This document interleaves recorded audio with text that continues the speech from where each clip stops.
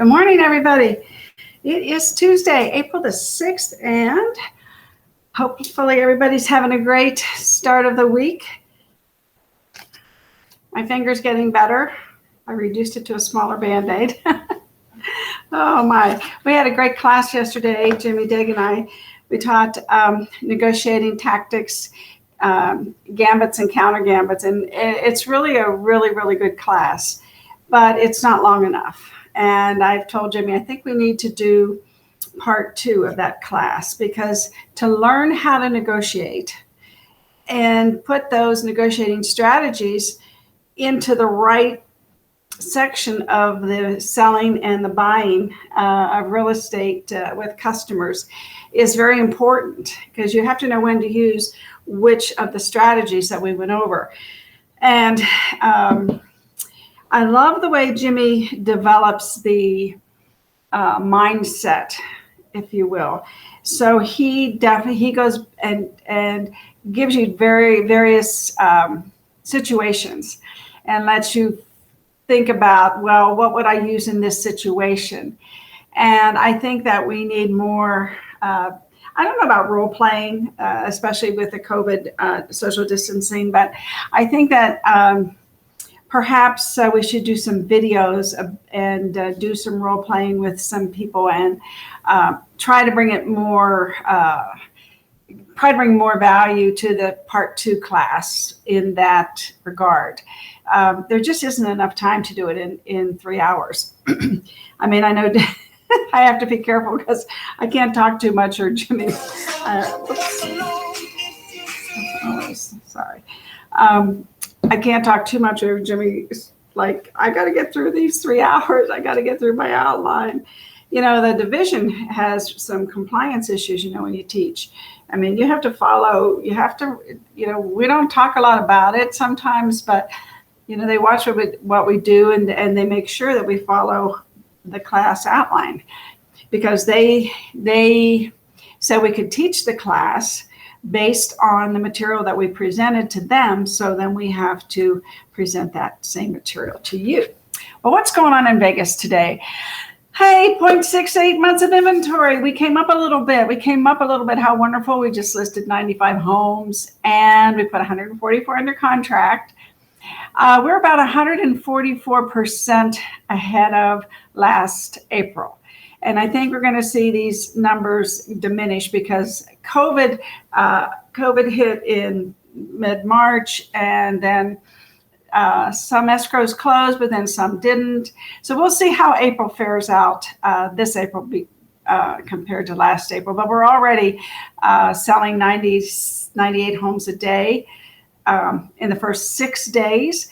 And in the first 6 days of April last year, we were only selling 68 homes. So you can see how the numbers are going to probably change. I want to make mention today about people are buzzing about this and talking about this, and that, oh, my camera looks funny today. I'm telling y'all, I need a producer really bad. Oh, please, let me make sure it's working. Are we working? Yes. Oh, hi, Karen. Thank you. Yeah. I was worried, but I know some days I'm a little late, so I think people say, well, she might be there at 9:05. I've been trying to make 9 o'clock though. But anyway, so when the buzz, is all about the number of $1 million homes and up that are selling like never before. I mean, like never before. Seriously, like never before.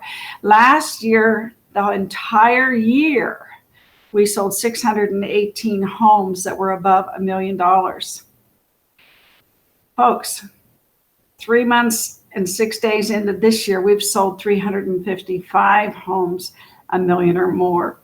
57% of what we did last year. And we're just talking the first 96 days or whatever. That's incredible, but it was a long time needing to happen, because I know that those homes over 750 sat on the market a long time compared to the other homes. So I want to show you also today. I think I talked too much yesterday. this is a housing snapshot, and I kind of jazzed it up a little bit. Karen, I'm going to hide you for a second. I jazzed it up a little bit because I'm going to put it in the group, and you can use this, you know, on your postings. Nowhere did it say really Las Vegas, so I put Las Vegas up there. And then I also, let's see, let me get rid of the flowers for a second. There we go. So I also cut and pasted the days on the market so that this becomes one snapshot, which includes the facts. Like 74% of the houses that go on the market in March sold within 30 days. That's amazing.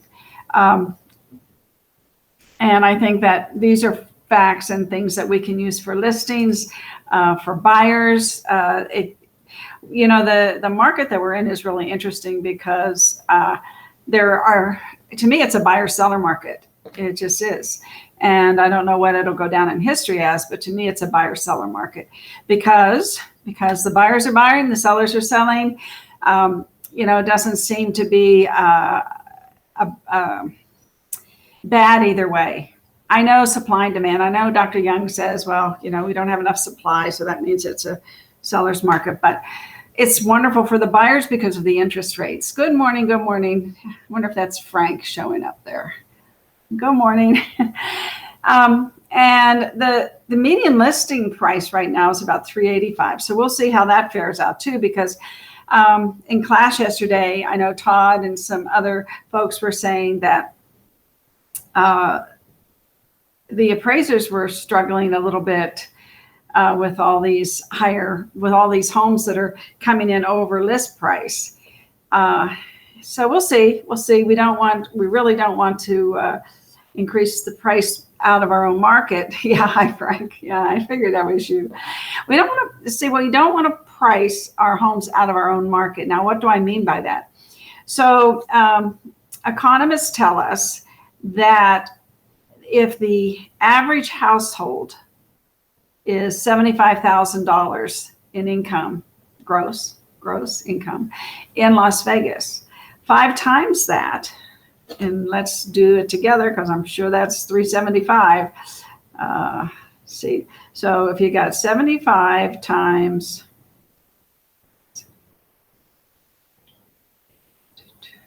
5, yeah, 375. So 375, right? 375. So once those homes get to be 375,000, we're kind of pricing our average income household out of the market, and we don't really want to do that. Now, the thing that's helping us, of course, is the low interest rates right now. And that's keeping that figure probably more livable. So we'll see as time goes on, but we want to be careful about that. We don't want to price ourselves out of the market. So, all right, let's see. Today, I wanted to talk a little bit about I like to keep you updated on Dr. Lawrence Young. He's the chief economist and senior vice president research for NAR, and that's the National Association of Realtors. And he is highly respected in the economy community, if you will. And his instant reaction to the jobs, I think that this is important. And let's listen to this. Construction jobs boomed in March. 110,000 new additions, one of the largest monthly gains ever. Now, I'm going to say that again. Construction jobs boomed in March with 110,000 new additions, which is one of the largest monthly gains ever. This raises the prospect for more home building and more inventory reaching the market in the upcoming months. The housing market has been hot with fast rising home prices, but has been constrained by a lack of supply. By hiring more workers and building more homes, home prices will move to a manageable level to give more Americans a shot at home ownership. And I love that paragraph. I love that paragraph for all of us in this industry, because, like I said, we don't want to price people out of the market. So this is saying that aside from construction, the rest of the economy is also showing strong hiring trends. Nearly 1 million net new jobs were added overall. So commercial real estate practitioners should be heartened by 22,500 more retail trade jobs, now only 2.5% below the pre-pandemic levels. And we've all been concerned about that commercial market. So financial activities and professional business service sectors added 82,000 jobs. Jobs that in the past required office spaces. A big boost also came in the education sector with 64,400 job additions as more schools were opened to previously laid off cafeteria, janitorial, and school bus workers getting paid. All of this is wonderful news, everybody. The economy is solidly improving. So we're not seeing like a check mark. We are solidly improving, which is very important to the stability of our economy. And we will need 8 million more jobs to get back to the pre-pandemic conditions. However, rising vaccination numbers also mean more jobs ahead. The number of homeowners in the mortgage forbearance program will continue to fall. Housing demand looks to remain solid, and commercial real estate demand will steadily recover. That is a fantastic article for you all to share with. I would just print it out and send it to, my farm, my sphere of influence. I would post it on social media. I'd put it in LinkedIn. I would make sure that everybody sees this.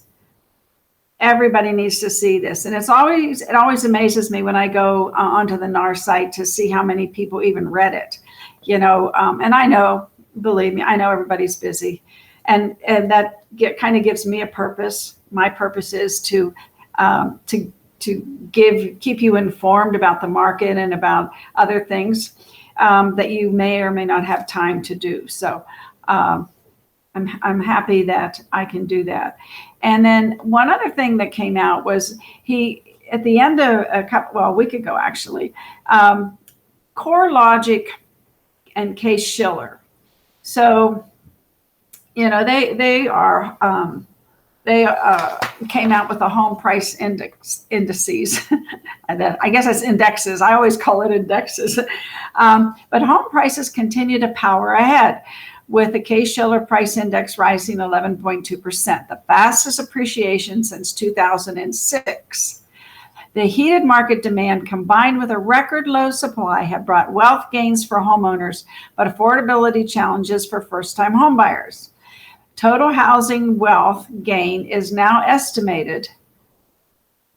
Total housing wealth gain, in other words, equity, is now estimated to have risen by $3.4 trillion over the past 12 months. Wow. To January, past 12 months to this January, or over $30,000 on average per homeowner. So what that does is that really solidifies our case that there's not going to be a bubble. There just isn't. Prices are going to rise, okay, but they're not going to rise to where they put the homeowner underwater if they fall 10%. So they may rise another 10, they may fall 10%. Some adjustment is probably going to occur here in the next 2 years, 3 years, possibly.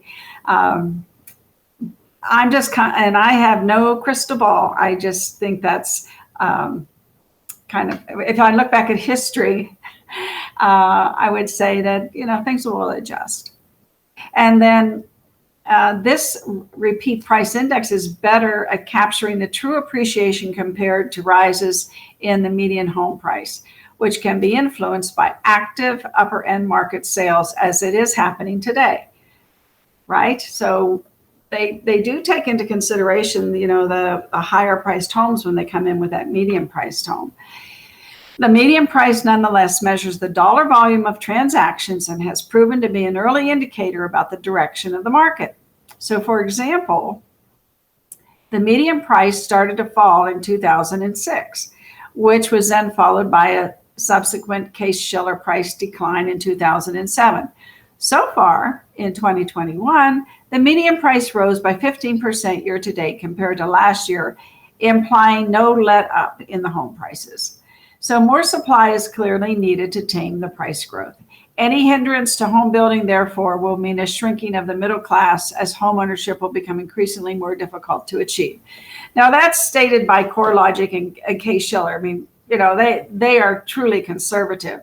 And that's why the first one I read to you was the job numbers. So this one came out March 30th. And then the one I read to you was April 2nd, where Young said that we have a solid market, and construction jobs boomed in March with 110,000 new additions, one of the largest monthly gains ever. So he takes a real estate perspective, you know, on what's happening in the housing market. And I think Case-Shiller takes more of a financial perspective. There is a difference because Young digs down deep under, you know, he goes under the skin and sees what's going on. So with his microscope. So I really, I think that a telling tale that Case-Shiller said something, you know, on March 30th, and then here comes Lawrence Young on April 2nd and puts things back into perspective for us. And this is the one that I would definitely send out to my sphere of influence. So we've got that to send out. You can certainly send this out. Now this one on the right, that takes a little bit more explanation, but still, you know, you can show that and do a video about it and explain it better. What Lawrence Young says as the instant reaction to jobs, I think that the average consumer can absolutely understand what he's saying. So let's move on here. Down and down. I don't know if y'all ever go on this Summerlin.com site, but they have a lot of interesting information that you can share with people, especially if you're farming in that Summerlin area. This is just one of the things that I thought would be a nice item of value to send out to people, to show them all the new the new homes that are going on in Summerlin. Now, you know, you can tell them that, you know, you'll be happy to, you know, dig down through all these homes and the new home developments, and you'll be happy to find them something that they're looking for, which will save them time. So that's another value, added value that you can give to people. So let's look at a couple other things here today. I can't tell you how much you all should be, you know, posting on social media, LinkedIn and Instagram. These little videos you can share. They're only 15 seconds. Let's watch this one.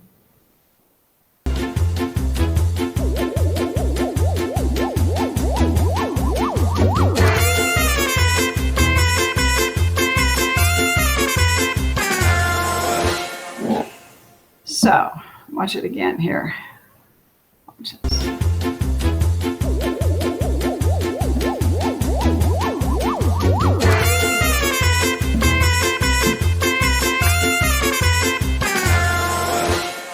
So now when you post something like this video, you upload it and you post it, you put things in the comments that send them to your website, that send them to a landing page, that send them, you know, you can put your phone number in there. You can say, email me if you want more information. Email me if you want your free market research. And Jimmy and I always say that you should say market research, you know, not CMA or comps and things like that. Market research, because it is market research and it does take some research to find out the value of the home. So I think that just has a better ring to it and resonates better with the consumers. So I think that's a cute little video. I'm going to put that in the group for my the group is free, everybody. You just go and you join the group. So if you want these videos, they're in the file section, and they're easy to get, easy to download. And this is one more we did a while back for millennials. Woke up this morning and I was feeling so good, feeling so good. Made a change for the better thing. Never knew I would. Got a smile on my face. Can they see me now? So no down payment, no problem. Down payment assistance, over 2,000 loan programs. And I'm going to have, let's see. Just making sure that was playing. I'm going to have Sheila from Nova Homeowners on. I think she just had her first grandbaby. Congratulations to Sheila. And so she and Mark went to San Diego for Easter weekend. But when she comes back, I wonder, she's got some interesting things, and she knows a lot about these down payment assistance programs, and she's great. She has no problem sharing, whether you use her or not. She loves to share information, and I think we might have her on when she comes back this week and talk a little bit about some of those programs. And especially, if you can put a twist on your message for millennials, that's really good. Let's see what else we have here. Da-da-da. Let's see, this one, I guess. Uh-oh. Sometimes these things get funky. Hold on, now that one won't go away. Let's hide that one. Oh my goodness. Need to move. What is your homework? Free and immediate value. Get it now. Okay, we did that one. All right. And now this one is totally different. So let's watch this one. Simple golden rules for financial freedom. Setting financial goals to prepare for today and the future. Simple guidelines bring stability to your future. So, yeah, this one's cute.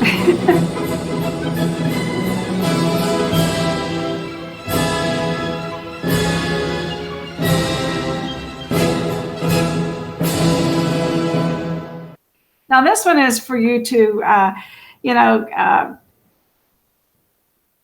get people that are thinking of buying a home, but maybe they need to start saving. Maybe they need some help, and maybe they want to plan to buy a home. And of course, we give them this information, which I would probably do a carousel if I was doing this one, because remember I gave you this little chart here on the right. How homes have appreciated in the past 10 years with home equity and down payment going toward payment going toward the principal, and how they can achieve $250,000 in 10 years by owning a home, a medium priced home. So, and of course these figures with inflation around the corner, I think that bodes well for the fact that probably in the next 10 years, you're going to see this same thing repeat over time. Hopefully the interest rates stay where they are. So let me hide this again. And I think I had one more for everybody. Let's see. Oh, my Henderson friends. Yes. So if you live in Henderson or you can farm Henderson, this might be one that you might enjoy. Henderson home values are rising. Has yours? Find out now. Thinking of selling? Buyers can afford more while rates are low. Interest rates, free report value of your home. Get your report now. So, I think that one's a good one for Henderson. I think I had another one. Let's see if I do. I don't know this. Let's see this one. Low interest rates. Buy more home. Home prices will rise. Higher rates mean higher payments. Cost of waiting to buy guide. Check it out now. So I think that's a good one too. And the cost of waiting to buy is, now we have a guide on Agent Formula's website about that. But it's really easy to produce yourself because you can just say, I mean, we all know how to use a calculator or get a mortgage company to tell you, okay, what if they buy median price today, 365 at 3% or 2.76, some of it with, higher credit scores, however you want to play it out. But then you give the payment. And then if you wait a year, and let's say the interest rate goes up 1.5%. So then you do the scenario down there. And so that's the difference. And of course you subtract and say you're going to be paying a couple $100 a month more if you wait. So that one is a good one. And people like to get things. So you can say, put your email address here and I'll email it to you. So that way you build your database. So all these things have, good ways to draw attention. And I'm giving you a variety, I think 5 here. They attract different people in different target areas, the millennials or people that live in Henderson. So anyway, I'm going to put all these in the file section of the group. Download them. Then they're just so easy to upload to LinkedIn, to Instagram, to Facebook, and you can even create some stories with them too. So there's a lot of things you can do with these things. And like I said, 5, 5, 5, and 5, and do maybe 5 of these. Now you're looking at even more exposure. What's that? About 7,700 pieces of exposure if you just do one a day. So anyway, I love you all. We'll see you tomorrow. Jimmy should be here. And have a great day. And thank you for joining me. Give me a like or give me a hug.